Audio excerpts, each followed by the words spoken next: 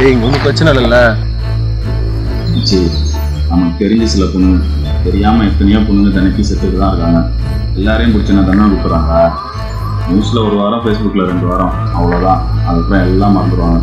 இங்கே எவனும் வேற ஒன்றையும் கொடுக்க மாட்டாங்க.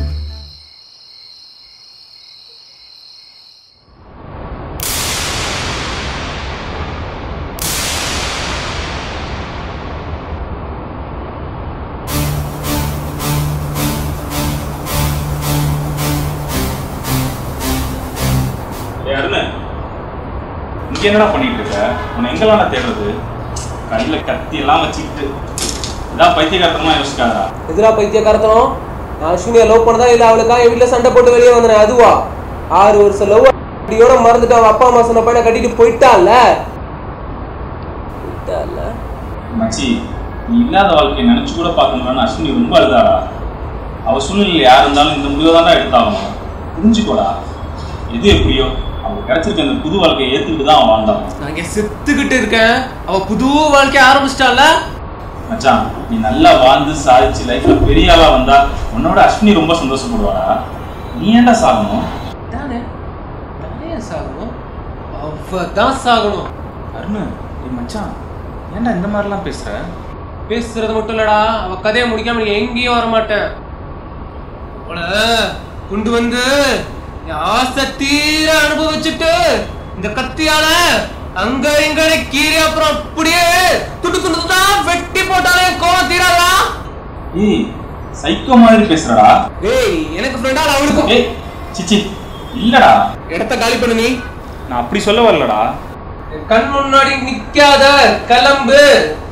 மச்சான், நீ தான்டா எனக்கு முக்கியம். அஸ்வினி அவ பண்ண தப்பு தான்டா. தப்பு தானே? ஆமாடா. அப்ப அவ தானே சாகணும்.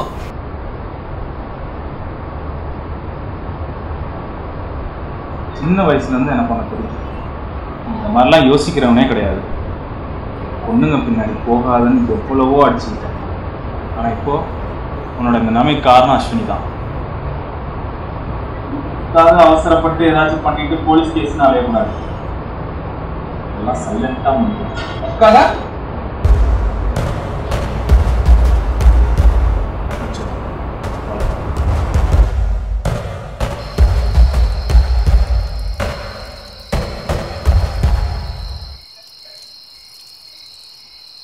சரவணா, உன் பேச்சை கேட்டுதான் இங்க வந்திருக்கேன். ஏதாச்சும் சொதப்புச்சு? ஏய், அதெல்லாம் ஒன்றும் ஆகாது. நான் போலீஸ்காரன் புள்ளடா. என் பிளான் பக்காவாக இருக்கும். அப்படியே நம்ம பிளானை தாண்டி எதுவும் ப்ராப்ளம் ஆச்சுன்னு வை, உங்கள் அப்பா பார்த்துக்குவார். அதுக்காக தான் பசங்களை வச்சு தூக்குறோம். புரியுதா? உனக்கு இந்த இடம் ஓகேவான்னு மட்டும் பாரு. இன்னும் கொஞ்ச நேரத்தில் அவன் முன்னாடி இருப்பான்.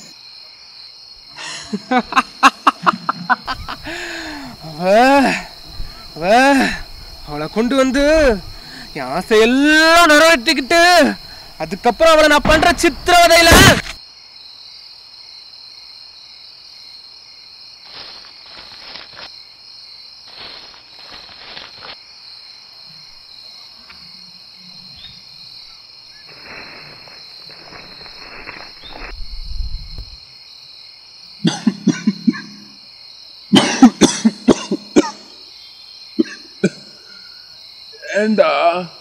சாரி மச்சி, நெத்தி தான் குறி வச்சேன்.